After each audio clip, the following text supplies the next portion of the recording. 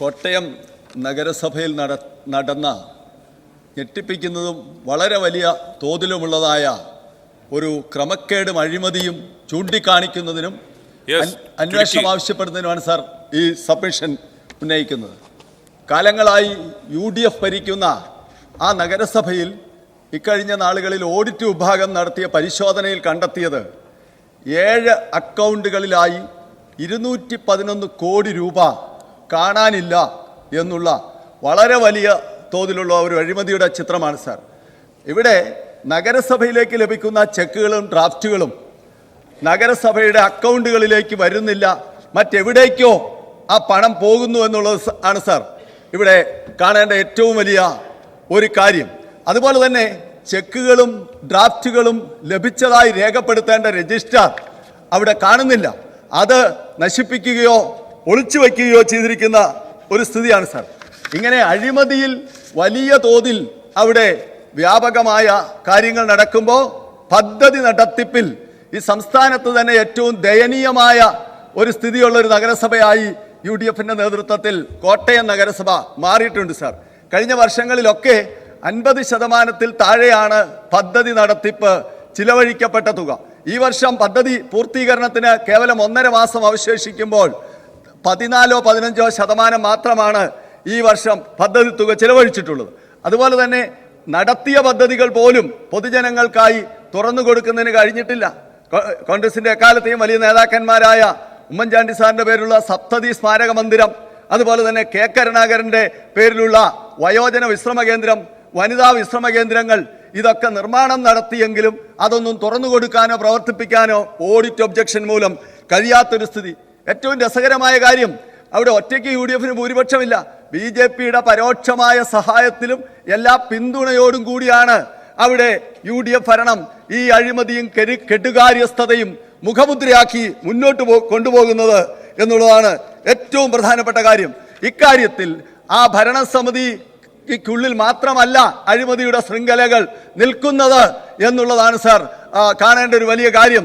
കോട്ടയത്തെ UDFന്റെ രാഷ്ട്രീയ നേതൃത്വം കൂടി സമാധാനം പറയേണ്ടതും അവർ മൂടിവെക്കാൻ വെമ്പൽ കാണിക്കുന്നതുമായ ഒരു വലിയ അഴിമതി സംസ്ഥാനത്തെ തന്നെ തദ്ദേശ സ്ഥാപനങ്ങളുമായി ബന്ധപ്പെട്ട ഏറ്റവും വലിയ ഈ അഴിമതിക്കെതിരെ അതിശക്തമായ അന്വേഷണം, ഒരു പ്രത്യേക വിജിലൻസ് ടീം രൂപീകരിച്ചുകൊണ്ടുള്ള അന്വേഷണം, അതുപോലെ മോഷണം എന്നുള്ള നിലയിൽ അവസാനിപ്പിക്കുകയാണ്. ക്രിമിനൽ കേസ് എടുത്തുകൊണ്ട് തന്നെ ഇക്കാര്യത്തിൽ മുന്നോട്ട് പോവുകയും രാഷ്ട്രീയ നേതൃത്വത്തിന്റെ പങ്കുകൂടി അന്വേഷണ പരിധിയിൽ കൊണ്ടുവരേണ്ടതാണ് എന്നുള്ളതും ആവശ്യപ്പെട്ട് ഞാൻ ഈ സബ്മിഷനിലൂടെ ആവശ്യപ്പെടുകയാണ് സാർ.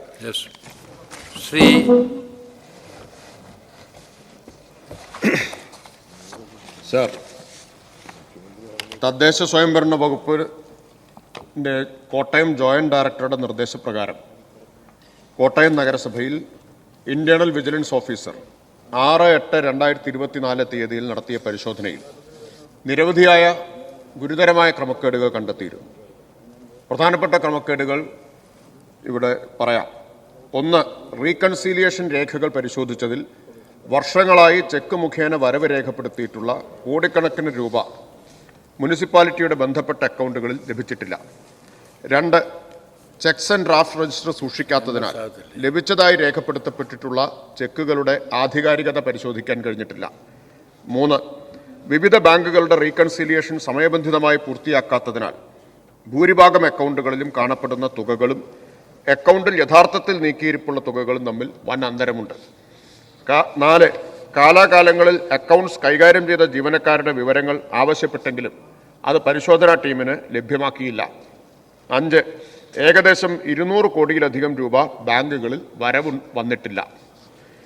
തുടർന്ന് ഈ പരിശോധനയുടെ അടിസ്ഥാനത്തിൽ സംസ്ഥാന തലത്തിൽ പ്രൊഫഷണൽ അക്കൗണ്ടിംഗ് വിദഗ്ധർ ഉൾപ്പെട്ട പ്രത്യേക ടീമിനെ നിയോഗിച്ച് വിശദ പരിശോധന നടത്തുന്നതിനും മുനിസിപ്പാലിറ്റിക്ക് നഷ്ടം നേരിടാനിടയായ സാഹചര്യം സംബന്ധിച്ച് അതാത് സമയത്ത് അക്കൗണ്ട്സ് കൈകാര്യം ചെയ്തിരുന്ന വിഭാഗത്തിലെ ജീവനക്കാരിൽ നിന്ന് സെക്രട്ടറി മുഖേന വിശദീകരണം തേടുന്നതിനും നിയമാനുസൃത തുടർ നടപടികൾ സ്വീകരിക്കുന്നതിനും തദ്ദേശ സ്വയംഭരണ വകുപ്പിന്റെ ജോയിന്റ് ഡയറക്ടർ ശുപാർശ ചെയ്തിരുന്നു.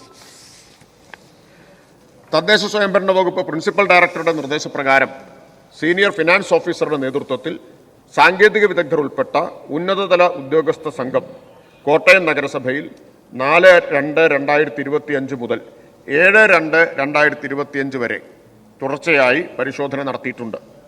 പരിശോധനയെ തുടർന്ന് ലഭ്യമായ പ്രാഥമിക റിപ്പോർട്ട് പ്രകാരം കോട്ടയം നഗരസഭയിൽ ഗുരുതരമായ ക്രമക്കേടുകളും അഴിമതിയും നടന്നതായി ബോധ്യപ്പെട്ടിട്ടുണ്ട്.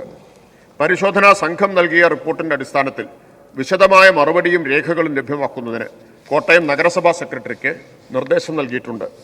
വർഷങ്ങളായി നടക്കുന്ന ക്രമക്കേടെന്ന നിലയിലും ഒട്ടേറെ ജീവനക്കാരും മറ്റ് ഉത്തരവാദപ്പെട്ടവരുമെല്ലാം ഉൾപ്പെട്ട വിഷയമെന്ന നിലയിലും ഇക്കാര്യത്തിൽ വിശദമായ അന്വേഷണം ആവശ്യമാണ് എന്നാണ് സർക്കാർ കാണുന്നത്. അതുകൊണ്ട് തന്നെ ക്രമക്കേടിന്റെ വ്യാപ്തിയും ആഴവും കണ്ടെത്തുന്നതിനും ക്രമക്കേടിൽ ഉൾപ്പെട്ടിട്ടുള്ള ആളുകളുടെ പേരിൽ ക്രിമിനൽ നടപടികൾ സ്വീകരിക്കുന്നതിനുമായി ഈ വിഷയത്തിൽ സംസ്ഥാന പോലീസിന്റെ വിജിലൻസ് വിഭാഗം അന്വേഷണം നടത്തുന്നതിനുള്ള നടപടി സ്വീകരിക്കുന്നതാണ് എന്ന് ഈ സഭയെ അറിയിക്കുകയാണ്. ഭരണവകുപ്പും വിജിലൻസും നടത്തുന്ന അന്വേഷണത്തിന്റെ അടിസ്ഥാനത്തിൽ ഉത്തരവാദികൾക്കെതിരായി കർശനമായ നടപടി സ്വീകരിക്കുന്നതാണ് എന്നും അറിയിക്കുന്നു.